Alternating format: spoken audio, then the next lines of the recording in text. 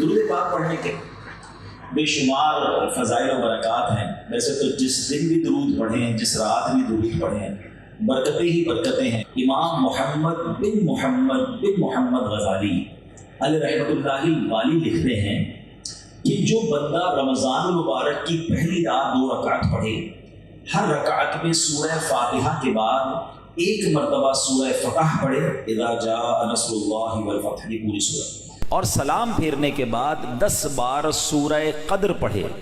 پھر رسول ذیشان مکی مدنی سلطان صلی اللہ تعالیٰ علیہ وسلم پر 10 مرتبہ درود پاک بھیجے تو اسے مرنے سے پہلے 2 میں سے ایک فضیلت نصیب ہو جائے گی. اور یہ جو 2 انعام ہیں نا، جن دونوں میں سے کوئی ایک ملے گی، یہ دونوں ہی بڑے کمال کے ہیں. فرمایا یا تو اس بندے کو خواب میں اللہ تعالیٰ کا دیدار نصیب ہو جائے گا، ہائے ہائے، اور فرمایا دوسری کیا ہے، یا پھر دوسری فضیلت اس کو یہ ملے گی کہ وہ شب قدر کو حاصل کر لے گا. تو دونوں ہی سمجھ لے کمال کی فضیلتیں ہیں. تو رمضان کی پہلی رات انشاءاللہ یہ 2 رکعتیں پڑھنی ہے. میں ریپیٹ کر دیتا ہوں، ہر رکعت میں سورہ فاتحہ کے بعد ایک مرتبہ سورہ فتح، اذا جاء نصر اللہ والفتح، پوری صورت. اور جب پوری کر لے 2 رکعت تو 10 بار سورہ قدر، انا انزلناہ فی لیلۃ القدر، یہ پوری صورت. اور اس کے بعد 10 مرتبہ درود پاک پڑھنے ہیں. سبحان اللہ، ماہ رمضان تو کیا آتا ہے، بیڑا پار ہو جاتا ہے، گناہ گاروں کی بن آتی ہے. اللہ اس رمضان کی برکتیں ہم سب کو نصیب فرمائے. تو درود پاک کی کیا بات ہے، نیت کر لیں انشاءاللہ کثرت کے ساتھ درود پاک پڑھیں گے انشاءاللہ. نام حضرت پہ لاکھ بار درود، بے عدد اور بے شمار درود ہم کو پڑھنا خدا نصیب کرے. دم بدم اور بار بار درود، کون جانے درود کی قیمت، کون جانے درود کی قیمت ہے. عجب در شاہوار درود، جو محب نبی ہے اے کافی، جو محب نبی ہے اے کافی، چاہیے اس کو بار بار درود. صلو علی الحبیب صلی اللہ تعالی علی محمد صلی اللہ علیہ وسلم. سبحان اللہ سبحان اللہ. میرے پیارے اسلامی بھائیوں، ایک مرتبہ پھر ماہ غفران، نزول قرآن، رب کے مہمان ماہ رمضان کی آمد ہے. کچھ ہی دن کے بعد یہ اعلان ہوگا، مبارک ہو، ماہ رمضان المبارک کا چاند نظر آ گیا ہے. یہ اعلان سنتے ہی انشاءاللہ عاشقان رمضان کے دل خوشی سے جھوم اٹھیں گے، چہروں پر تازگی آ جائے گی، مسجدوں کی رونق بڑھ جائے گی.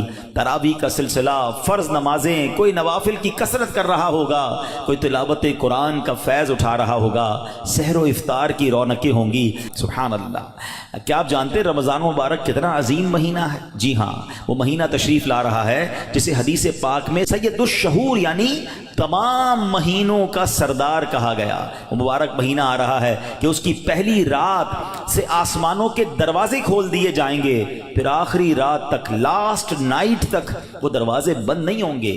جو اس مہینے میں ایک سجدہ کرے اس کے لیے 1500 نیکیاں لکھی جاتی ہیں، اور جنت میں سرخ یاقوت کا گھر بنایا جاتا ہے. اللہ اکبر. سمجھ آ رہی ہے بات؟ ایک سجدے پر 1500 نیکیاں، اور ایک ہی سجدے پر سرخ یاقوت کا جنت میں گھر. اب سوچیں جو نفل پڑھتے ہیں، جو پوری تراویح پڑھتے ہیں، ہر سجدے پر کیا کچھ حاصل کر رہے ہیں. انہیں سوچنا چاہیے جو تراویح میں سستی کر جاتے ہیں، نوافل میں سستی کرتے ہیں.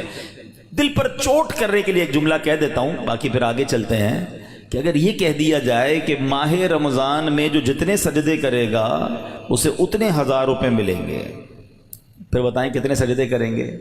اچھا جناب، جو ماہ رمضان میں پوری تراویح پڑھے گا اسے جناب کورنگی کی ایک بڑی سوسائٹی میں ایک پلاٹ دیا جائے گا. 20 رکعت پوری پڑھے، بندہ کہ 20 کے بعد کہیں کہ کچھ اور بھی پڑھ لیتا ہوں، ایک پورا پلاٹ مل جائے گا. ہر سجدے پر، کراچی میں نہیں، پاکستان کے پوش ایریا میں نہیں، جنت میں سرخ یاقوت کا گھر دیا جا رہا ہے. تو کتنے سجدے کرنے چاہیے رمضان میں؟ وارے نیارے ہو گئے نا، اتنا آسان. سبحان اللہ. اور سنو، وہ مہینہ آ رہا ہے کہ جو ماہ رمضان کا پہلا روزہ رکھتا ہے اس کے پچھلے گناہ معاف کر دیے جاتے ہیں. صبح سے شام تک 70,000 فرشتے اس کے لیے دعائیں مغفرت کرتے ہیں.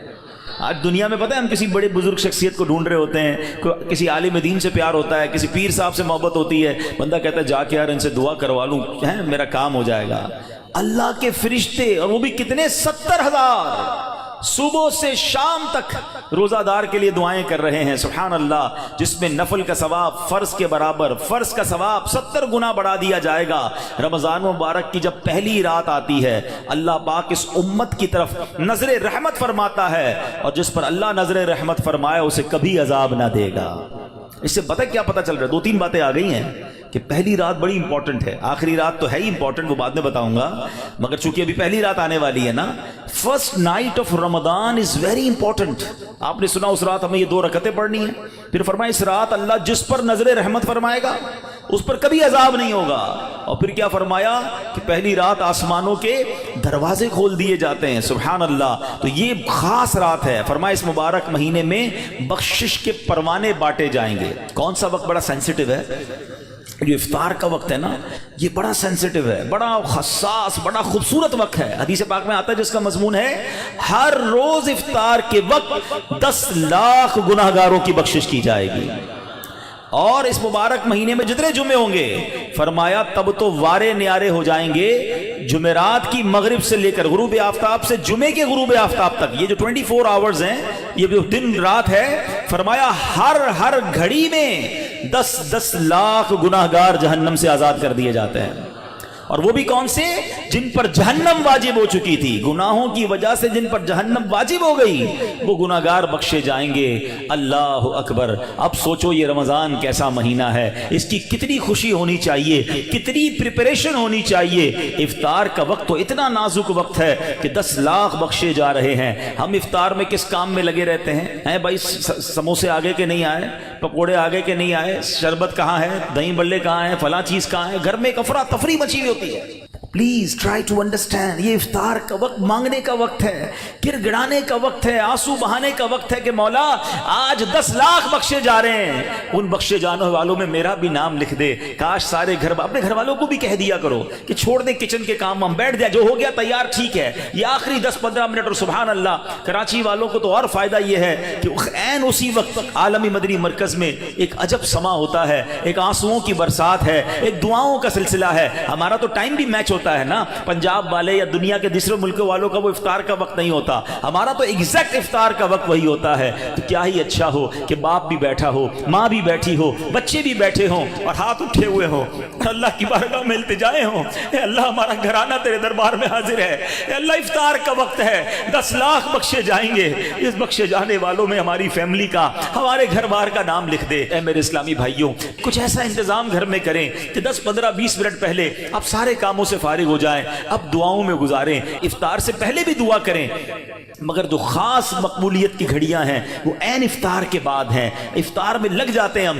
کوئی کھجور کھا لی، پانی پی لیا، دوبارہ ہاتھ اٹھائیں، دوبارہ مانگیں. یہ وقت ہے مانگنے کا، یہ قبولیت کی گھڑیاں ہیں. اللہ کرے کہ ہم ان لمحات کو پراپر انداز میں، صحیح انداز میں گزارنے میں کامیاب ہو جائیں. اپنے دل میں خوشی داخل کیجئے، پریپریشن کیجئے، تیاری کیجئے. آپ کے گھر پہ جیسا مہمان آتا ہے آپ ویسی تیاری کرتے ہیں نا. کوئی دور کا مہمان، نارمل مہمان، آپ نارمل سی تیاری کرتے ہیں.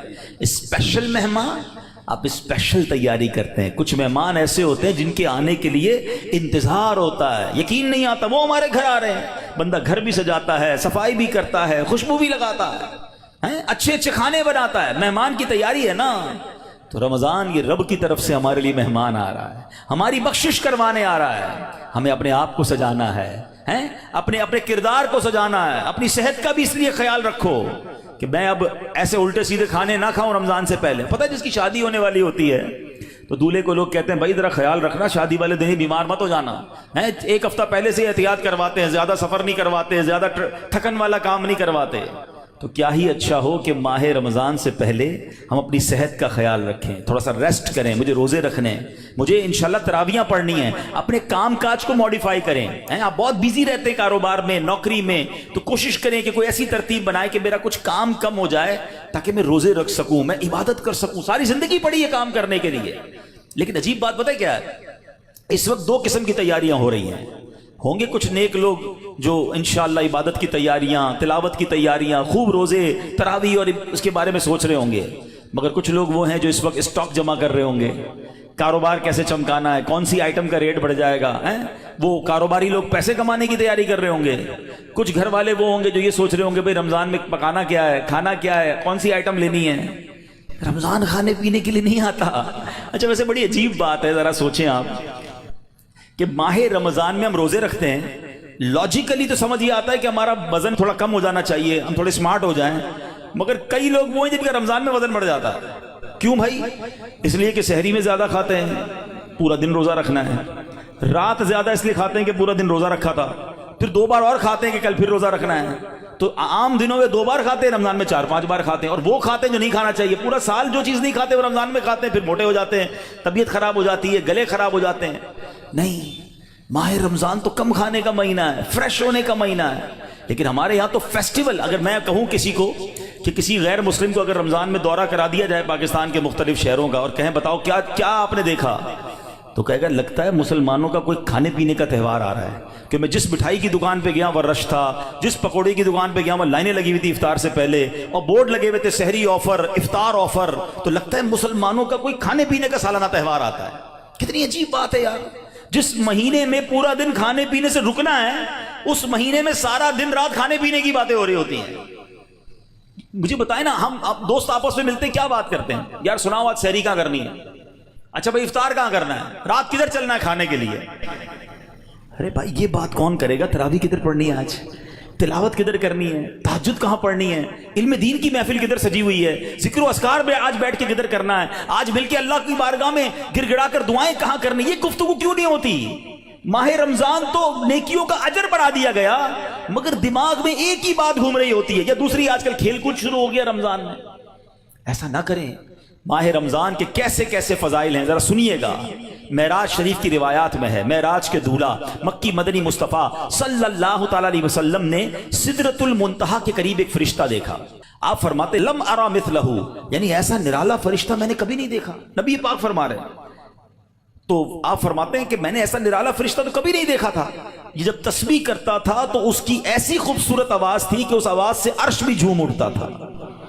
میں نے جبرائیل سے پوچھا ایو خلقی ھذا، اے جبرائیل یہ کون سی مخلوق ہے؟ عرض کی حضور یہ ایک فرشتہ ہے جو حضرت آدم علیہ السلام سے 2000 سال پہلے پیدا کیا گیا تھا۔ میں نے پوچھا اس سے پہلے یہ کہاں تھا؟ عرض کیا اللہ پاک نے عرش کے نیچے جنت میں ایک جگہ بنائی ہے، یہ وہیں ہوتا ہے۔ حضور آج آپ کے دیدار کے لیے حاضر ہوا ہے۔ کیا شان ہے میرے آقا کی، ہر کوئی فدا ہے بن دیکھے، دیدار کا عالم کیا ہوگا۔ ارے فرشتہ بھی میرے آقا کے دیدار کا تمنائی ہے۔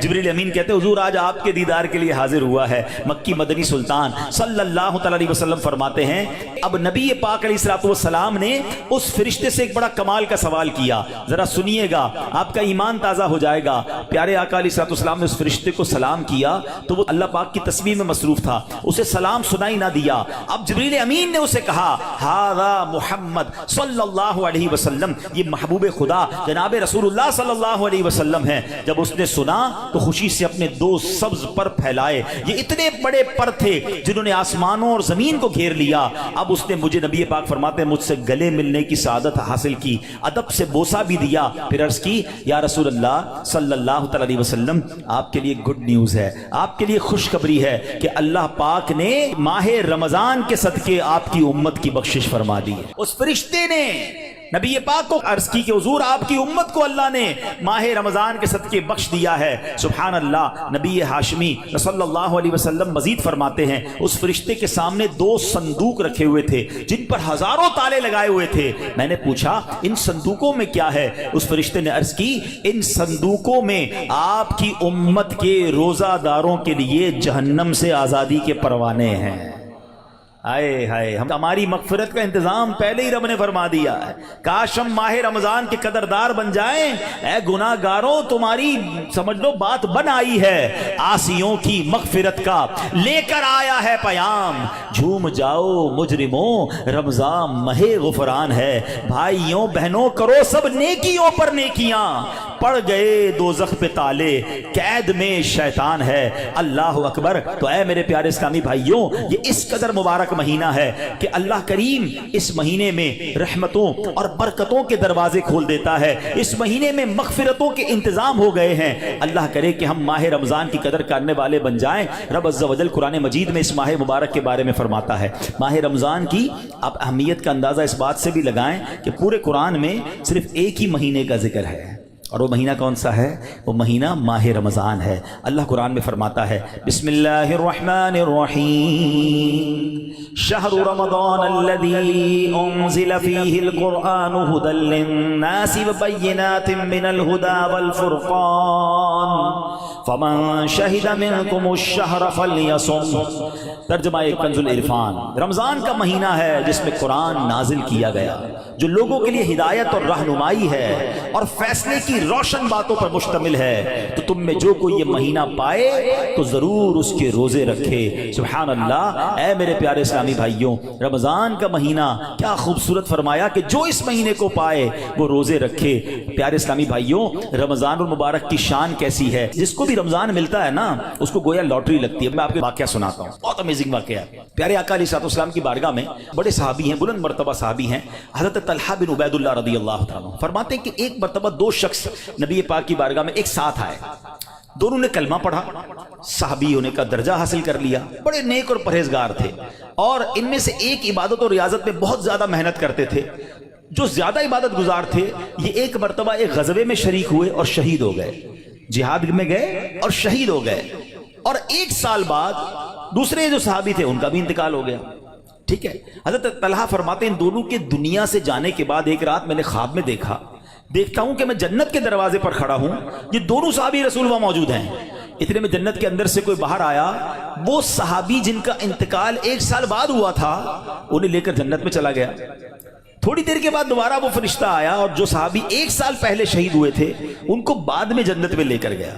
اب بات سمجھ آ رہی ہے؟ جو شہید ہوئے، زیادہ عبادت کرتے تھے، وہ بعد میں جنت میں گئے، اور جو ایک سال بعد جن کا انتقال ہوا، جو اتنی عبادت نہیں کرتے تھے مگر وہ جنت میں پہلے چلے گئے۔ اچھا کمال دیکھو صحابہ کرام علیہ رضوان کا، کہ جو بھی خواب دیکھتے تھے، جو بھی ذہنوں میں سوال ہوتا تھا، ڈائریکٹلی نبی پاک علیہ السلام کی بارگاہ میں آ جاتے۔ ان کے پاس کیسی نعمت موجود تھی کہ اس کا مسئلے کا حل تو نبی پاک نے کرنا ہے۔ کہا حضور یہ کیا ماجرا ہے؟ شہید وہ ہوئے، عبادت بھی زیادہ کرتے تھے، جنت میں وہ بعد میں جا رہے ہیں، جن کا انتقال بعد میں ہوا حضور وہ پہلے جا رہے ہیں جنت میں۔ اللہ اکبر۔ تو نبی پاک علیہ السلام نے کیا خوبصورت جواب دیا، فرمایا یہ دوسرے صحابی ایک سال زیادہ زندہ نہیں رہے؟ کہاں جی حضور یہ تو ایک سال زیادہ زندہ رہے۔ تو فرمایا کیا ایک سال زیادہ زندہ رہنے والے نے ایک سال پہلے شہید ہونے والے سے زیادہ روزے نہیں رکھے ایک سال؟ فرمایا ہاں روزے تو رکھے۔ تو نبی پاک نے پوچھا کیا اس ایک سال بعد والے نے سجدے زیادہ نہیں کیے؟ عرض کیا جی حضور سجدے بھی زیادہ کیے۔ تو نبی پاک نے فرمایا بس اسی وجہ سے ان دونوں کے درمیان زمین و آسمان کا فرق ہے۔ بات سمجھ آ رہی ہے؟ مومن اور نیک آدمی کی لمبی عمر یہ اس کے لیے بہت بڑی سمجھ لو فائدہ ہے کہ وہ جتنا جیتا ہے اتنے سجدے زیادہ کرتا ہے، اتنے رمضان اسے ملتے ہیں۔ یاد رکھیے گا، بندہ نیک ہو اور عمر طویل ہو تو اس کے وارے نہیں آ رہے ہیں، لیکن اگر بندہ گناہ گار ہے، اس کی عمر بڑی ہو جائے تو وہ تو مارا گیا نا، اس کی تو روز نماز قضا ہو رہی ہے، اس کے رمضان کے روزے بھی قضا ہو رہے ہیں، وہ روز جھوٹ بول رہا ہے، وہ روز حرام کما رہا ہے، تو اس کا تو گناہوں کا میٹر جاری ہے نا۔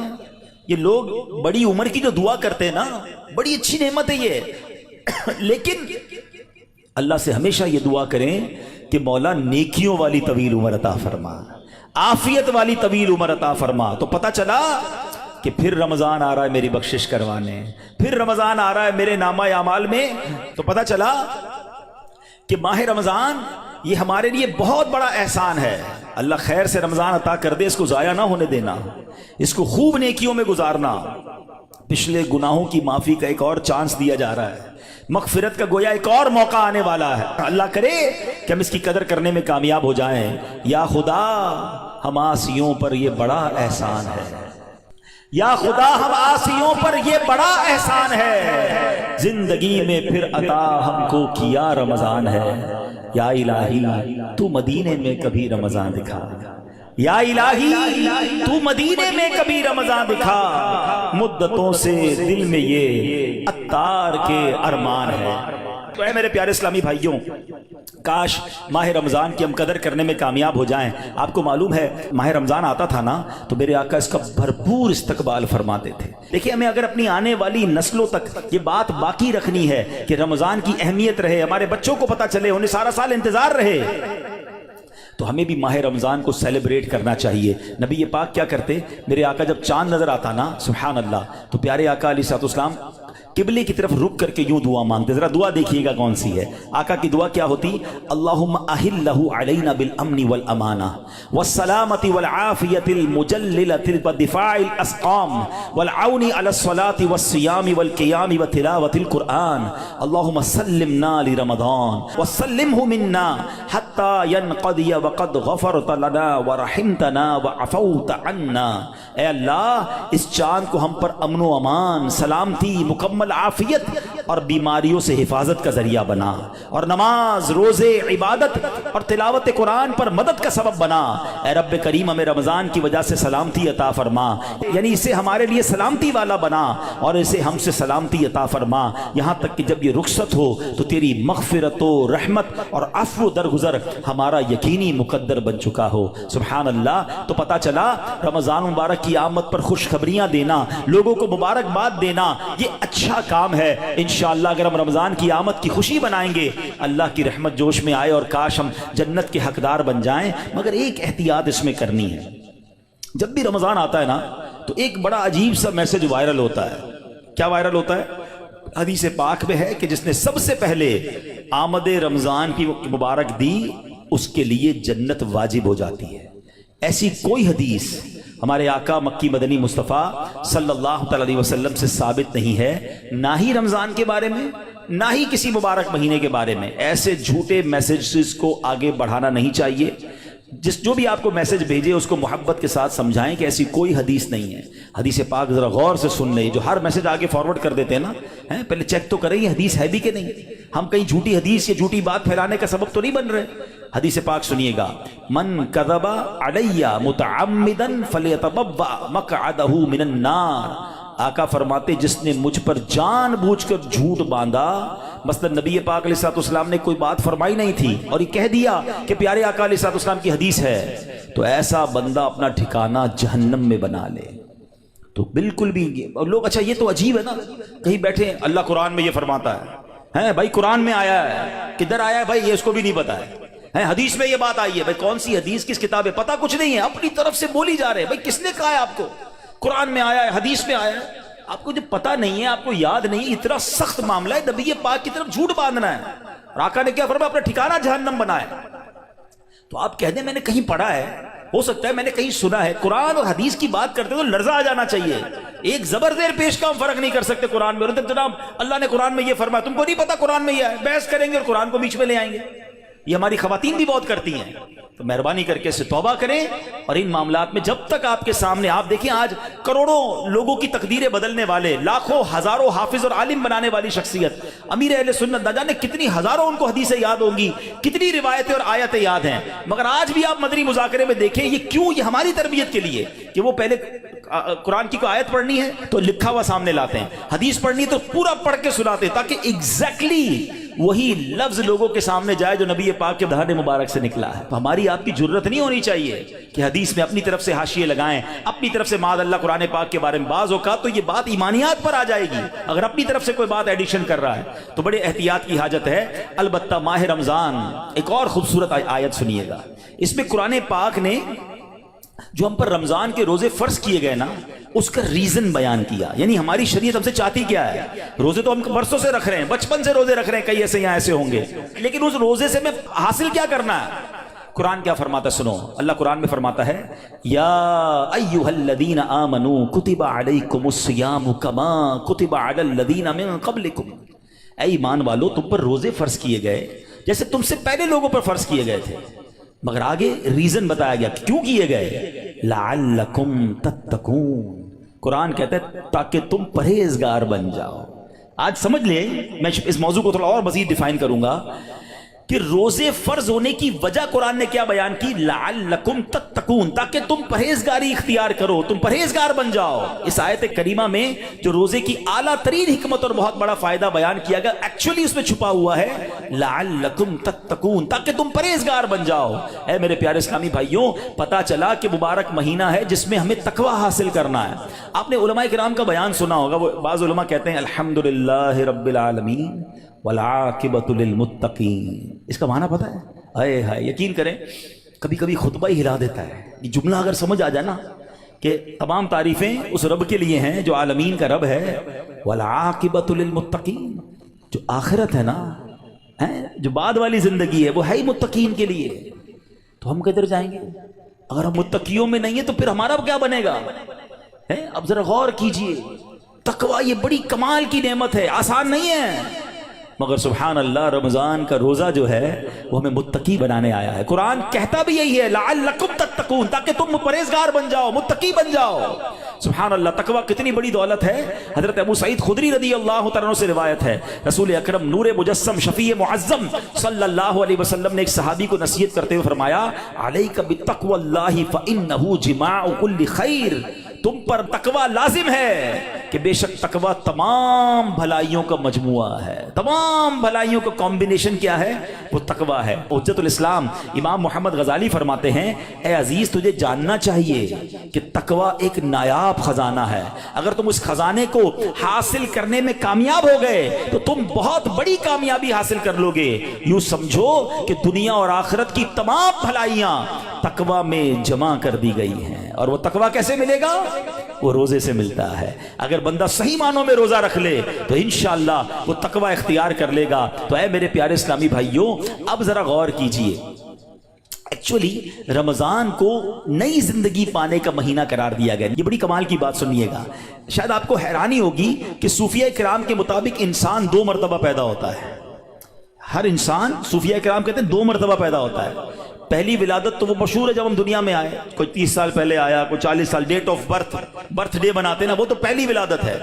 فرمایا دوسری ولادت وہ ہوتی ہے کہ جب بندہ دل کی پاکیزگی حاصل کر لیتا ہے، جب بندہ باطنی بیماریوں سے، حرص، لالچ، ہوس، دنیا کی محبت، تکبر، خود پسندی سے اپنے آپ کو پاک کر لیتا ہے، یہ اس کی دوسری ولادت ہوتی ہے۔ یعنی زندگی میں ایک موقع ملتا ہے بدلنے کا، ٹرن اراؤنڈ ہونے کا، اپنے آپ کو سدھارنے کا، سچی توبہ کرنے کا۔ ایک بار پھر رمضان آ رہا ہے، آؤ دوبارہ جی لیتے ہیں، آؤ دوبارہ بدل جاتے ہیں، آؤ اپنے رب سے دوستی کر لیتے ہیں۔ جو زندگی گزری ہمیں سب کو معلوم ہے کیسی گزری، کیوں نہ یہ رمضان اپنے آپ کو بدلنے کا مہینہ بنا دیں۔ اللہ نے پھر موقع دے دیا ہے۔ اے میرے پیارے اسلامی بھائیو، اس بات کو اس طرح سمجھیے، ایک بزرگ بڑی عمر کے تھے، ان کی عمر 60 یا 70 سال تھی، بال بھی سفید تھے۔ کسی نے کہا حضور آپ کی عمر کتنی ہے؟ کہتے 4 سال۔ کہ حضور کیوں مذاق کر رہے ہیں، اتنی بڑی عمر ہے، آپ کے تو اپنے پوتے پوتیاں ہوں گی، آپ کہہ رہے ہیں 4 سال عمر ہے۔ کہتے ہیں بات یہ ہے کہ عمر تو بہت زیادہ ہے، بس توبہ کیے ہوئے 4 سال ہی ہوئے ہیں، اللہ سے دوستی کیے ہوئے 4 ہی سال ہوئے ہیں، باقی زندگی تو کھیلوں میں، گناہوں میں گزار دی ہے۔ اب آپ سنبھالیں تو کام اپنے سنور جائے، ہم نے تو کمائی سب کھیلوں میں گوائی ہے، پتہ نہیں ہم کب بدلیں گے، کب وہ زندگی پھر حاصل کریں گے، ورنہ زندگی کیسے گزر رہی ہے ہم میں سے بہت سارے اچھی طرح جانتے ہیں کہ صبح ہوتی ہے، شام ہوتی ہے، زندگی یوں ہی تمام ہوتی ہے۔ کبھی کبھی تو ڈر لگتا ہے یار کہ زندگی بڑھ رہی ہے، ہمارے گناہ بڑھ رہے ہیں، نیکیاں بڑھ رہی ہیں۔ کبھی سوچے تو صحیح، کوئی بیلنس شیٹ تو بناؤ کہ ہر گزرنے والا دن ہم اپنی موت کے قریب ہو رہے ہیں۔ یہ جو برتھ ڈے پر خوشی بناتے ہیں ان کو سوچنا چاہیے، میں نہیں کہتا ناجائز ہے، لیکن جس کی 20 سال کا ہو گیا، 25 سال، 30 سال، آپ سمجھ رہے ہیں آپ آگے بڑھ رہے ہیں، آپ موت کے قریب ہو رہے ہیں، ایک زندگی کا سال کم ہو رہا ہے، ہر گزرنے والا دن ہم قبر کے قریب ہو رہے ہیں۔ عقل کیا کہتی ہے کہ جو قبر کے جتنا قریب ہوتا جائے اسے نیکیاں اور بڑھانی چاہیے، مگر ہمارا تو ماجرا ہی الگ ہے۔ اعلیٰ حضرت کہتے ہیں نا، نفس یہ کیا ظلم ہے جب دیکھو تازہ جرم ہے، نفس یہ کیا ظلم ہے جب دیکھو تازہ جرم ہے، نہ تمہاں کے سر پہ اتنا بوجھ بھاری، واہ واہ، روز جرم، روز گناہ، روز خطائیں، ہمارا بنے گا کیا؟ تو کتنی کمال کی بات بزرگ نے کہی کہ میری عمر تو 4 سال ہے، کیونکہ اس سے پہلے والی زندگی تو میں شمار ہی نہیں کرتا ہوں. توبہ کی ہے, نمازیں شروع کر دی ہیں, اللہ کو راضی کرنے والے کام شروع کیے, یہی میری اصل زندگی ہے. تو اے میرے پیارے اسلامی بھائیوں, کاش ہمیں یہ بات سمجھ آ جائے اور ہم توبہ کرنے والے بن جائیں. اللہ پاک کے نبی حضرت عیسیٰ علیہ نبینا علیہ الصلوۃ والسلام کا فرمان ہے, لن یلج ملکوت السماوات من لم یولد مرتین, یعنی جو بندہ 2 مرتبہ پیدا نہیں ہوتا وہ آسمانی بادشاہت میں داخل نہیں ہو سکتا. یہ بزرگوں کے اقوال ملتے ہیں کہ دوسری زندگی کب ملی تمہیں؟ توبہ کے بعد والی زندگی, اللہ سے دوستی والی زندگی. اے شراب پینے والو, اے نمازیں قضا کرنے والو, اے حرام کام کرنے والو, اے چھپ چھپ کر گناہ کرنے والو, اے چوری کرنے والو, اے ڈاکہ ڈالنے والو, اے ماں باپ کو ستانے والو, کب تک گناہ کرو گے؟ آؤ وہ مہینہ آ رہا ہے جس مہینے میں ہمیں رب سے دوستی کرنی ہے, جس مہینے میں ہمارے دشمن, ارے ہمیں بہکاتا کون ہے؟ ابلیس نا, شیطان. اسی شیطان کو تو رمضان میں بند کر دیا جاتا ہے. کتنا ہمارے لیے کام آسان ہو گیا, بہکانے والا ہی بند ہے. اب تو توبہ کر لو, اب تو رب سے دوستی کر لو, اب تو اپنی لائف کو ریوائیو کر کے نشاط ثانیہ ایک نئی زندگی حاصل کر لو کہ چلو اس رمضان سے پہلے والی زندگی دوسری, اور اب زندگی الگ ہے. اب اللہ کی رضا والی زندگی, اب سجدوں والی, اب نماز والی, اب حلال والی زندگی ہوگی. آپ نے 2 صحابی کے واقعات سنے, 1 سال زندہ رہے زیادہ, وہ شہید سے آگے بڑھ گئے کیونکہ وہ 1 سال انہوں نے سجدوں میں, نمازوں میں, روزوں میں گزارا. ہمارا ہر سال ہمارے نہ جانے کتنے گناہوں میں اضافہ کرتا ہوگا. ہمیں یہ غور کرنا چاہیے. کاش اب زندگی کو بدلنے میں کامیاب ہو جائیں. حدیث پاک میں فرمایا, ان لکل شیء بابا وان باب العبادۃ الصیام, بے شک ہر چیز کا دروازہ ہوتا ہے اور روزہ عبادت کا دروازہ ہے. تو اے میرے پیارے اسلامی بھائیوں, کاش ہم روزے کی اہمیت کو سمجھیں. ہمارا ایک اور بڑا پرابلم ہے, ہم نے روزے کا نام بس بھوکا پیاسا رہنے کو سمجھ لیا ہے. لوگ جناب ہمارے ہاں تو ایسے بھی لوگ پائے جاتے ہیں, بات آپ کو عجیب لگے گی. میں بہت چھوٹا تھا, ہمارے علاقے میں جب لوگ ساری رات جاگتے ہیں تو ایک صاحب کے بارے میں کسی نے عذرائے مذاق کہا کہ یہ صاحب بھونپو تو بھونپو روزہ رکھتے ہیں. میں نے کہا یہ کون سا روزہ ہوتا ہے؟ ہم جب چھوٹے تھے اب تو پتہ نہیں وہ سائرن بجتے ہیں, بھونپو کہتے تھے اس کو, سحری کا سائرن تو افطار کا سائرن. میں نے کہا یہ کون سا روزہ ہے؟ کہ ساری رات جاگتے ہیں, سحری کر کے سو جاتے ہیں اور اب افطار میں جا کے اٹھتے ہیں. تو نہ ظہر پڑی نہ عصر پڑی, مغرب کا بھی پتہ نہیں ہے, یہ کون سا روزہ ہے؟ صرف کیا بھوکا پیاسا ہی رہنا ہے؟ فلمیں ڈرامے دیکھ رہے ہیں لوگ, موبائل پہ گیمز چل رہی ہیں, میوزک چل رہا ہے. ہم کیوں رمضان کی نہیں سمجھ رہے؟ روزہ کس چیز کا نام ہے؟ دیکھو یہ کیسے بندے کو پلٹا دیتا ہے اگر صدق کے دل کے ساتھ روزہ رکھا جائے. حضرت شیخ ابو بکر شبلی کا واقعہ سنیے گا. کہتے ہیں اپنی زندگی کا ایک حیرت انگیز واقعہ بیان کیا آپ نے. ایک مرتبہ ایک قافلے کے ساتھ میں ملک شام جا رہا تھا, تو کہتے ہیں کہ راستے میں اچانک ڈاکوؤں کی جماعت نے ہمارے قافلے پر اٹیک کیا اور قافلے والوں کا ساز و سامان لوٹ کر اپنے سردار کے سامنے ڈھیر کر دیا. جانچ پڑتال کرنے لگے, ایک شخص کے سامان سے بہت ساری شکر اور بادام نکلے. ڈاکو تو ڈاکو ہوتے ہیں, انہوں نے جناب کہا چلو مال بھی ملا اور پیسے کھانا بھی ملا, تو سب نے شکر اور بادام کھانا شروع کر دی.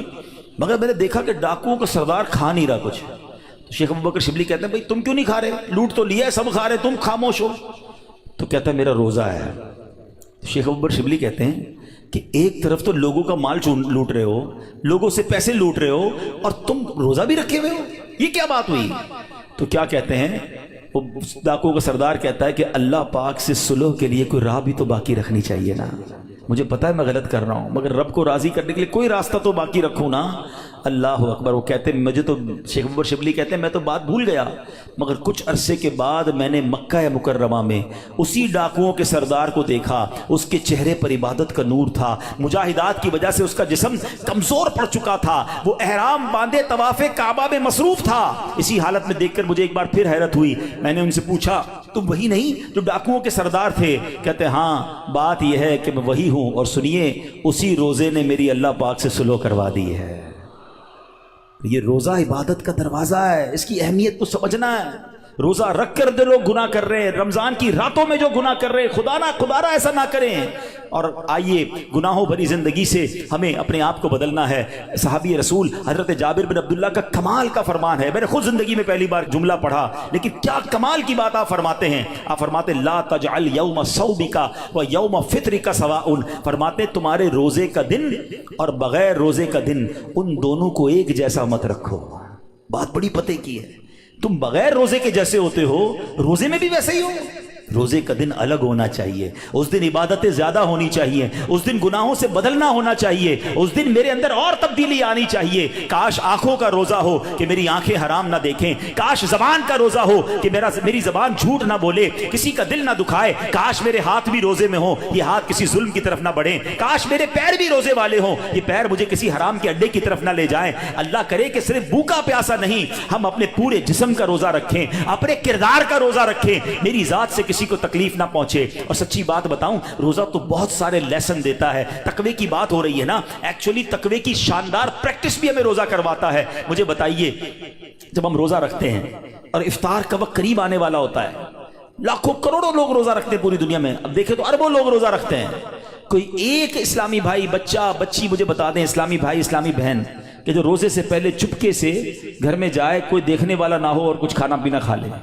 آپ کے ساتھ کئی بار ایسا ہوا ہوگا کہ افطار سے پہلے آپ گھر گئے ہوں گے، گھر میں کوئی نہیں ہے، آپ نے فریج کھولا ہوگا، کوئی ٹھنڈا شربت پڑا ہوا ہے، فروٹ کٹا ہوا ہے، گھر میں پانی کا جگ بھی پڑا ہوا ہے، آپ کو پیاس بھی لگ رہی ہے، گھر میں کوئی بھی نہیں ہے، کوئی ایک ایسا جس نے چپکے سے پانی پی لیا ہو۔ جب کوئی نہیں دیکھ رہا، بھائی کیوں نہیں پیا آپ نے؟ تو آپ کیا جواب دیں گے؟ کون دیکھ رہا ہے؟ اللہ دیکھ رہا ہے۔ ایسا ہی ہے نا؟ اچھا یہ تو چلے کھانے پینے کی بات ہے، ہم افطار سے پہلے عصر کی نماز پڑھ رہے ہیں، حلق خشک، تھکے ہارے، وضو خانے پر گئے، وضو کر رہے ہیں، جب کلی کرتے ہیں تو ہمارے منہ میں پانی آ چکا ہے، منہ اور حلق میں کتنا فاصلہ ہے؟ 1 انچ کا بھی فاصلہ نہیں ہے، کوئی دیکھ بھی نہیں سکتا کہ میں نے کلی کر کے پانی کتنا باہر نکالا، کتنا اندر ڈال دیا۔ تو ایک آدھا گھونٹ پی لو بھائی، کسی کو نہیں پتہ چلے گا۔ تو آپ کیا جواب دیں گے؟ کون دیکھ رہا ہے؟ جواب ذرا بلند آواز سے دو نا، کون دیکھ رہا ہے؟ کمال کی بات ہے۔ دیکھو روزہ کیسی شاندار پریکٹس کرا رہا ہے، میں اکیلا ہوں، کھا پی اس لیے نہیں رہا ہوں کہ اللہ دیکھ رہا ہے۔ اور آپ کو پتہ یہی کھانا پینا سحری کا وقت ختم ہونے سے پہلے بھی حلال، افطار کا وقت ہو گیا اس کے بعد پھر حلال، صرف اس ٹائم میں نہیں کھا پی رہا، حلال چیزیں تھی، روزے کی وجہ سے بعد میں رک گیا۔ تو جو رب تمہیں کھاتے پیتے دیکھ رہا ہے وہ حرام کام کرتے نہیں دیکھتا۔ اب سوچیں، یہ شاندار، ہم ہر سب جتنے مسلمان پریکٹس کرتے ہیں رمضان میں، بالکل پکی پریکٹس ہوتی ہے، اللہ دیکھ رہا ہے اس لیے نہیں کھاؤں گا، اللہ دیکھ رہا ہے پھر فلم کیوں دیکھتے ہو، اللہ دیکھ رہا ہے پھر حرام کیوں دیکھتے ہو، اللہ دیکھ رہا ہے تم جھوٹ کیوں بولتے ہو۔ رمضان میں بھی گناہ کر رہے ہیں لوگ، اور رمضان کے بعد تو دھڑلے سے کر رہے ہیں۔ کیا میرا رب معاذ اللہ تمہیں صرف کھاتے پیتے دیکھ سکتا ہے؟ تمہیں حرام کام کرتے ہوئے، حرام کماتے ہوئے، جھوٹ بولتے ہوئے، کسی پر زیادتی کرتے ہوئے نہیں دیکھ رہا؟ اس وقت کیوں خیال نہیں آتا اللہ دیکھ رہا ہے؟ اس کا مطلب یہ ہوا کہ اللہ کی رحمت سے ہمیں پریکٹیکلی تقوی کی پریکٹس کرائی جاتی ہے رمضان میں، تاکہ ہم تگڑے ہو جائیں، ہم روحانی طور پہ مضبوط ہو جائیں۔ شیطان کو بند کر دیا جاتا ہے، لیکن جیسی شیطان آزاد ہوتا ہے، جو مسجد صبح و شام بھری رہتی ہے وہ خالی ہو جاتی ہے، جناب پھر غلط گناہوں کے کام شروع ہو جاتے ہیں۔ کیوں؟ ارے ہماری تو پریکٹس کروائی گئی رمضان میں کہ رمضان کے بعد بھی مضبوط رہیں۔ آئیں اس بار ایسی پکی سچی نیت کر لو کہ انشاءاللہ رمضان کا بھی انتظار نہیں کریں گے، آج سے انشاءاللہ اب نمازوں کی پابندی شروع ہو جائے گی انشاءاللہ، آج سے اب گناہوں کو چھوڑ کر رمضان کا استقبال کرنا ہے نا۔ آئیے میں بتاتا ہوں وہ رمضان کیسے گزارتے تھے۔ سبحان اللہ، اللہ کے پیارے حبیب علیہ الصلوۃ والسلام جب رمضان آتا نا، بی بی عائشہ فرماتی ہے آپ کے چہرے کا رنگ بدل جاتا۔ اچھا کیوں بدلتا تھا؟ کہ خوف خدا، کہ کہیں رمضان میں حق کے بندگی ادا کرنے میں کوئی کمی نہ رہ جائے۔ یہ کس کی بات ہو رہی ہے؟ محبوب رب العالمین جناب رسول اللہ صلی اللہ تعالی علیہ وسلم، آپ کا رنگ بدل جاتا۔ کیا کبھی ایسا ہوا کہ رمضان میں ہمارے چہرے کا رنگ بدلے، کہ ہم ڈر جائیں کہ یا اللہ رمضان تو مل گیا، کہیں اس کا ادب کر سکوں گا کہ نہیں؟ ٹینشن ہی کسی کو نہیں ہے، فکر ہی کوئی نہیں ہے۔ نبی پاک کا یہ انداز تھا۔ پھر پیارے آقا علیہ الصلوۃ والسلام، اچھا پھر جو رمضان کی بے حرمتی کرتے ہیں نا، جو رمضان کی راتوں میں گناہ کرتے ہیں، ماذ اللہ رمضان کی قدر نہیں کرتے، وہ بھی ذرا ایک واقعہ سن لیں۔ علامہ ابن جوزی رحمۃ اللہ تعالی لکھتے ہیں، اللہ پاک کے آخری نبی رسول مقبول علیہ الصلوۃ والسلام نے فرمایا میرے پاس جبریل امین حاضر ہوئے، عرض کی یا رسول اللہ صلی اللہ تعالی علیہ وسلم، قیامت میں ایک نوجوان کو لایا جائے گا، وہ غمگین ہوگا، رو رہا ہوگا، فرشتے اس کو لوہے کے گرزوں یعنی آئرن راڈ سے اسے ہانک رہے ہوں گے، وہ نوجوان 1000 سال تک الامان الامان پکارتا رہے گا، لیکن اس کو امان نہیں دی جائے گی۔ پھر اس نوجوان کو 1000 سال کے بعد رب قہار کی بارگاہ میں پیش کیا جائے گا، اللہ پاک فرشتوں کو حکم دے گا کہ اسے منہ کے بل جہنم میں ڈال دو۔ جبریل امین کا بیان سن کر رسول اکرم صلی اللہ تعالی علیہ وسلم نے فرمایا اے جبریل یہ کون ہوگا؟ عرض کیا حضور وہ آپ کا ایک امتی ہوگا۔ फरमाया उसका गुनाह क्या होगा, اس کا گناہ کیا ہوگا؟ عرض کی یا رسول اللہ صلی اللہ تعالی علیہ وسلم یہ وہ بدنصیب ہے جس کی زندگی میں رمضان المبارک تو تشریف لایا مگر توبہ و استغفار کی بجائے ماہ رمضان کو اس نے گناہوں میں گزار دیا۔ رمضان میں گناہ نہیں کرنے، یہ بات سمجھ لو۔ آج میرے پیارے اسلامی بھائیوں بات بڑی سمجھنے والی ہے۔ مجھے ایک بات بتائیں، کوئی کہیں بھی گناہ کرے، گناہ ہوتا ہے، غلط ہے، مگر کوئی مکہ پاک میں جا کے گناہ کرے، حدود حرم میں جا کے گناہ کرے، ایک گناہ 1,00,000 گناہ کے برابر ہو جاتا ہے، سزا زیادہ ہو جاتی ہے۔ آپ کی مسجد کے باہر روڈ پہ کھڑے ہو کے معاذ اللہ کوئی گالی نکالے، حرام، لیکن مسجد کے اندر آ کر نکالے، آپ کیا کہیں گے؟ خدا کا خوف کرو اللہ کے گھر میں۔ تو اسی طرح کچھ مقام کی اہمیت ہوتی ہے، کچھ وقتوں کی اہمیت ہوتی ہے، کچھ مہینوں کی اہمیت ہوتی ہے۔ رمضان ہمیں بخشوانے آیا ہے۔ اچھا ایسا تو ہے نہیں کہ جیسے رمضان کا چاند نظر آئے گا میری جناب جتنی بھی گناہوں کی عادتیں وہ آٹومیٹکلی بند ہو جائیں گی۔ جس کی جھوٹ بولنے کی عادت ہے، جس کی حرام دیکھنے کی عادت ہے، جس کی لڑائی کرنے کی عادت ہے، جس کی معاذ اللہ برے کام کرنے کی عادت ہے، وہ رمضان میں کیسے بچائے گا اپنے آپ کو؟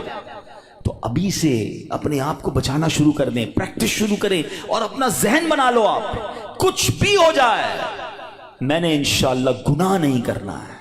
رمضان میں اپنے آپ کو گناہوں سے بچانا ہے۔ میرا موبائل اگر گناہوں کی طرف لے جاتا ہے مجھے موبائل نہیں چاہیے، میں بھلے وہ چھوٹا والا موبائل لے لوں، یا کم از کم یہ پیجز اور یہ بہت سارے جو سافٹ ویئر اپنے موبائل سے نکال دوں، کیونکہ کہیں میرا موبائل ہی مجھے گناہ نہ کروا دے۔ مجھے نہیں کھولنا ٹی وی اگر میرے ہاتھ سے ریموٹ ہاتھ میں آتا ہے اور میں کچھ غلط چیز دیکھتا ہوں۔ مدنی چینل دیکھیں، سبحان اللہ، ہر اس دوستی سے، ہر اس کمپنی سے، ہر اس صحبت سے مجھے بچنا ہے کہ جہاں بیٹھتا ہوں تو غیبتیں ہوتی ہیں، جہاں بیٹھتا ہوں تو جناب گناہ ہوتے ہیں، مجھے نہیں جانا بھائی۔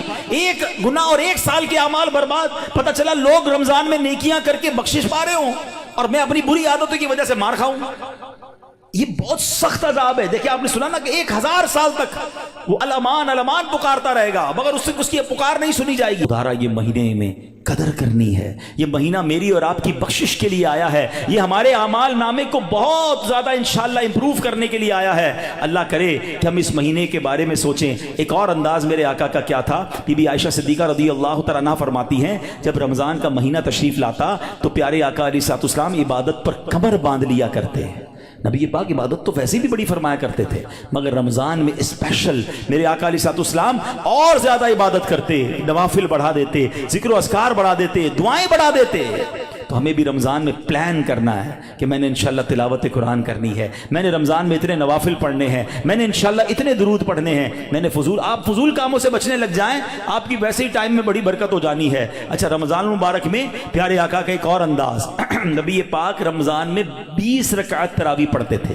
یاد رہے کچھ لوگ 20 رکعت میں ڈنڈی مار رہے ہوتے ہیں، وتر بھی ادا فرماتے، 20 رکعت پوری ادا فرماتے۔ پیارے آقا نے 20 رکعت تراویح نبی پاک نے نماز تراویح با جماعت پابندی سے ادا نہ فرمائی، صرف 2 دن ادا کی اور پھر سبحان اللہ ہم پر کتنی بڑی مہربانی کی۔ آپ فرماتے کہ اگر اس پر پابندی کی گئی تو فرض ہو جانے کا اندیشہ ہے، میری امت کے لیے دشوار ہو جاتی، اس لیے آپ نے جماعت کی پابندی نہ فرمائی، البتہ 20 رکعتیں نبی پاک نے پڑھی۔ اور پھر آپ کے بعد حضرت عمر رضی اللہ تعالیٰ عنہ نے باقاعدہ 20 رکعت نماز تراویح کی جماعت کا اہتمام کیا۔ تو آج پوری دنیا میں مسلمان تراویح پڑھتے ہیں مگر وہ لوگ ایک نیا ٹرینڈ چلا ہے، 3 روزہ تراویح، 5 روزہ تراویح، 7 روزہ تراویح۔ غلط نہیں ہے یہ، مگر اس میں ایک احتیاط یہ کرنی ہے کہ جو بھی لوگ یہ انتظام کرتے ہیں وہ حافظ صاحب سے بھی کہہ دیں، اور حافظ صاحب سے بھی میری گزارش ہے کہ پراپر قرآن پڑھیں۔ ہم قرآن سننے کے لیے جمع ہوتے ہیں، کوئی ایوارڈ نہیں چاہیے کہ جناب ماشاءاللہ 4 پارے بھی پڑھ رہے ہیں اور 10 بجے فارغ بھی کر رہے ہیں، بڑے اسپیڈ میں پڑھتے ہیں۔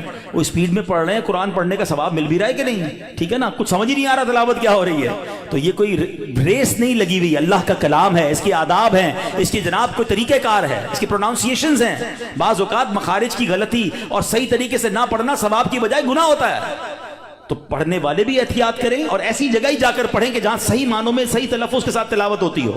لیکن اگر کوئی 3 روزہ 5 روزہ 7 روزہ تراویح پڑھتا ہے ٹھیک ہے، اگر صحیح تلاوت ہوئی اور آپ کی نماز ہو گئی اوکے، عاشقان رسول کے ساتھ آپ نے پڑھی ماشاءاللہ، لیکن اس کا مطلب یہ نہیں کہ آپ نے 3 روزہ ختم قرآن کر لیا، 5 روزہ ختم قرآن کر لیا، پورا مہینہ چھٹی ہو گئی۔ چاند رات تک، جب تک چاند نظر نہیں آتا اس سے پہلے آپ نے روزانہ تراویح پڑھنی ہے، سنت موقدہ ہے۔ کچھ لوگ سمجھتے تراویح نہیں پڑھی تو کوئی گناہ نہیں ہے، نہیں، تراویح سنت موقدہ ہے۔ سیدی اعلیٰ حضرت فرماتے ہیں سنت موقدہ کے ترک کی عادت بنا لینا گناہ ہے۔ اور میں نے آپ کو پہلے بتایا آج بیان کے شروع میں، ہر سجدے پر 1500 نیکیاں ہیں۔ تو سستی تو کرنی نہیں ہے. 20 رکعتوں کے بعد تراویح کے وتر کے بعد نفل بھی پڑھنے, اللہ کرے سحری میں اٹھے تو تہجد بھی پڑھیں, ہر سجدے پر نیکیاں ہیں. تو ہمیں تو اور عبادت کرنی ہے, نہ کہ عبادت سے جی چرانے کے, دور بھاگنے کے فارمولے اختیار کریں. نبی پاک کا ایک اور بڑا پیارا انداز, جبریل امین پیارے آقا کے پاس آتے نا تو نبی پاک جبریل امین کے ساتھ قرآن کا دور فرمایا کرتے.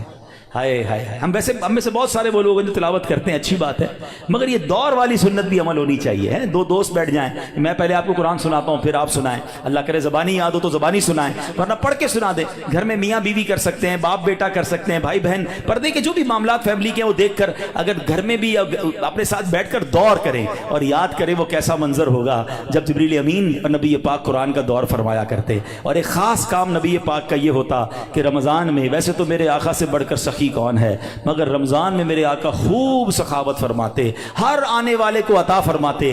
راوی لکھتے ہیں ایسی سخاوت ہوتی کہ جیسے تیز آندھی چلتی ہے اس سے زیادہ نبی پاک کی سخاوت جو ہے وہ جاری رہتی. تو ہمیں بھی چاہیے کہ ماہ رمضان میں ہم سخاوت کریں, اپنے دسترخوان کو بھی وسیع کریں, اور لوگوں تک بھی جناب جو مسلمان پریشان ہیں ان تک جناب آپ مدد پہنچائیں, یہاں جس سے جتنا بن سکے. ایک بات یاد رکھیے گا, جب بھی بات سخاوت کی آتی ہے نا تو ذہنوں میں یہ بات آتی ہے کہ جناب یہ تو امیروں کا کام ہے, یہ بھول ہے ہماری. سخاوت جو ہے نا وہ ایکچولی دل کی غنا کا نام ہے. کوئی بے شک 1 روپیہ دے اللہ کی راہ میں اخلاص کے ساتھ دے, اپنی حیثیت کے مطابق دے رہا ہے, ہو سکتا ہے اس کے 1 روپیہ کسی کے لاکھ روپے سے بڑھ جائے. تو اللہ کی بارگاہ میں دل دیکھا جاتا ہے, یہ نہ دیکھو میں کتنی کوانٹٹی دے رہا ہوں, مگر آپ یہ سوچ لو کہ اپنی حیثیت کے مطابق میں نے سخاوت کرنی ہے. اور ویسے ہی لوگ بڑے پریشان ہیں, یہ دن ہے سخاوت کرنے کے, کسی کا دسترخوان اچھا کر دیں, کسی کی جناب افطاری سحری اچھی کر دیں, کسی کے بچوں کی عید اچھی کر دیں. ہمارا ایک اور بڑا پرابلم ہے کہ بعض اوقات ہم روڈ پر مانگنے والوں کو تو بہت کچھ دے رہے ہوتے ہیں, لیکن گھروں میں لوگ بڑے پریشان ہیں. تو ہمیں سفید پوش لوگوں کو تلاش کر کے, اچھا اب یہ بھی جب کہتا ہوں تو لوگ کہتے ہیں یار سفید پوش کہاں سے ملیں گے. بھائی آج کے دور میں جس کی آمدنی 40-50 ہزار سے کم ہے وہ پریشان ہی ہے, وہ ہینڈ ٹو ماؤتھ ہے, اس کا پورا نہیں ہو رہا. اللہ نے اگر کسی کو نوازا ہے تو بن مانگے. ایک بڑا عجیب انداز بھی آج ہو گیا ہے, بھائی کوئی ضرورت ہو تو مانگ لینا. کہاں سے مانگے گا جس نے ساری زندگی جمعے کی نماز پڑھ کے خود ہی کچھ نہ کچھ چندہ دیا تھا, اب اس کے پیسے کم ہو گئے ہیں, وہ کیسے مانگے گا؟ کبھی مانگا ہی نہیں اس نے. آپ کیوں کسی کو مانگنے پر مجبور کر رہے ہیں کہ مجھ سے مانگ لینا میں دے دوں گا؟ نہیں, مجھے اور آپ کو رب بن مانگے دے رہا ہے. ہم لوگوں کو کہہ رہے ہیں ہم سے مانگے, ہم خود دیکھ لینا ہمارے ملازمین میں, ہمارے پڑوسیوں میں, ہمارے رشتہ داروں میں جو اس لیول کے لوگ ہیں, اور اگر اللہ نے آپ کو دیا ہے تو بن مانگے دینے کی عادت ڈالیں. خوشی خوشی ان کے گھر پہ سامان بھجوا دیں, راشن بھجوا دیں, کیش بھجوا دیں. ان کے چہرے پہ مسکراہٹ آپ دیکھیے گا. کبھی زندگی میں وہ نہیں مانگیں گے, وہ قرضہ لے لیں گے مگر کبھی کسی سے مانگیں گے نہیں, کیونکہ مانگنا ان کو کبھی آیا ہی نہیں. اللہ ان کو کبھی مانگنے کی نوبت میں نہ لائے, اللہ ہمیں بھی نہ لائے. اللہ سے ہم دعا کرتے ہیں کہ اے مولا ساری زندگی دینے والا بنائی رکھنا, کبھی مانگنے کی نوبت نہ آئے. اللہ ہاتھ اوپر والا عطا فرما, کبھی پھیلانے والا ہاتھ عطا نہ فرما. اللہ کے آگے ہاتھ پھیلائیں گے, اللہ کبھی مخلوق کے سامنے یہ نوبت نہ لائے. لیکن ہمیں بھی یہ خیال رکھنا چاہیے کہ جن کو اللہ نے نوازا ہے وہ اپنے مسلمان بھائیوں کی خیر خواہی کریں. تو بہرحال میرے پیارے اسلامی بھائیوں, باتیں تو بڑی ہوئی کہ ماہ رمضان میں گناہوں سے بچنا ہے, ماہ رمضان میں عبادت کرنی ہے, ماہ رمضان میں تلاوت کرنی ہے, ماہ رمضان کے ایک ایک لمحے کو استعمال کریں. جیسا کہ میں نے کہا کہ افطار کا وقت بڑا مبارک ہے, اس وقت دعائیں کریں. تہجد پڑھنا بڑا آسان ہو جاتا ہے رمضان میں. جب بھی سحری کے لیے اٹھیں آپ پہلے وضو کر کے کم از کم 2 رکعت پڑھیں, کچھ دیر دعا کریں, خاص قبولیت کا وقت ہے, اور پھر آپ سحری وغیرہ گھر والے مل کر کر لیں. اور سبحان اللہ, پاکستان میں تو ایک اور بڑی نعمت ہمیں یہ حاصل ہے کہ دعوت اسلامی نے وہ کمال کیا, اللہ سلامت رکھے میرے پیر و مرشد کو, کیا شاندار طریقہ دیا ہے کہ جس سے ممکن ہو کہ مجھے رمضان میں گناہ نہیں کرنے. جو یہ چاہتا ہے کہ پورا رمضان میں برکتوں والا پالوں, تو کیا شاندار فارمولہ دیا کہ پورے مہینے کا اعتکاف دعوت اسلامی نے کئی سالوں سے شروع کیا ہوا ہے, اور ہزاروں ہزار اسلامی بھائی دنیا بھر میں پورے مہینے کے اعتکاف میں بیٹھتے ہیں. اور عالمی مدنی مرکز کے اعتکاف کی تو کیا بات ہے, دنیا کے کتنے ملکوں سے لوگ آتے ہیں, اور قبلہ شیخ طریقت امیر اہل سنت بھی وہاں جلوہ فرما ہوتے ہیں. تو آپ میں سے جن سے بن پڑے زندگی میں کوئی ایک رمضان تو ایسا ہو کہ ہم پورا مہینہ اللہ کے گھر میں بیٹھ جائیں. اور پھر اعتکاف کی تو کیا شان ہے, نبی پاک فرماتے ہیں من اعتکف ایمانا و احتسابا غفر له ما تقدم من ذنبه. آقا فرماتے ہیں جو ایمان کی حالت میں ثواب حاصل کرنے کے لیے اعتکاف کرے اس کے پچھلے سارے گناہ معاف کر دیے جاتے ہیں. تو آخری عشرے کے اعتکاف کی تو شان ہی نرالی ہے, پورا مہینہ نہیں تو آخری عشرے کا اعتکاف کریں. کیوں کہ ایک رات ہے, ہاں وہ بڑی کمال کی رات ہے. قرآن پاک میں رمضان کا تو ذکر آیا نا، اس رات کے لیے تو پوری سورت آئی ہے سورہ قدر کے نام سے۔ ہمارے آقا کتنے مہربان ہیں، یہ نہ فرمایا کہ پورے سال میں کبھی بھی لیلۃ القدر آ جائے، پورا سال ڈھونڈنا پڑتی۔ یہ بھی نہ فرمایا کہ پورے رمضان میں کوئی بھی رات لیلۃ القدر ہے تلاش کرو، پورا مہینہ ڈھونڈنا پڑتا۔ فرمایا رمضان کے آخری عشرے کی 5 طاق راتوں میں سے ایک رات لیلۃ القدر ہے، اسے تلاش کر لو۔ حدیث کا مضمون ہے۔ تو پھر اسی لیے اعتکاف کیا جاتا ہے کہ 10 دن اگر ہم مسجد میں ہیں تو جو بھی رات شب قدر ہوگی وہ ہمیں حاصل ہو جائے گی۔ تو ممکن ہو سکے تو رمضان کے آخری عشرے کا اعتکاف کر کے لیلۃ القدر کی برکتیں حاصل کریں۔ رب کریم سے پھر دعا ہے، اے مولا ہمیں صحت کے ساتھ، عافیت کے ساتھ ماہ رمضان نصیب فرما، پورے روزے رکھنا نصیب فرما، پوری تراویح پڑھنا نصیب فرما، اور جو بخشے جائیں اے اللہ ان بخشے ہوں کے صدقے ہم گناہگاروں کی بھی بخشش فرما۔ الحمدللہ ماہ رمضان میں لوگ اپنی زکوٰۃ، اپنے عطیات دیتے ہیں، پہلے اپنے غریب رشتہ داروں کا خیال رکھیں، اور اس کے بعد میری گزارش ہے عاشقان رسول کی عظیم تحریک دعوت اسلامی، وہ تنظیم جس نے دنیا بھر میں کمال کر دکھایا ہے، لاکھوں لاکھ حافظ قرآن اور جناب ناظرہ قرآن پڑھنے والے فارغ کیے، تو اپنی زکوٰۃ میں، اپنے عطیات میں، رمضان میں جو عید کا فطرہ دیں، ان تمام چیزوں میں دعوت اسلامی کو ضرور آپ نے اس کو کنسیڈر کرنا ہے، اس کا ساتھ دینا ہے۔ اللہ کریم سے دعا ہے کہ رب کریم ہمیں اپنی دعوت اسلامی کا دل کھول کر ساتھ دینے کی توفیق عطا فرمائے۔ صلو علی الحبیب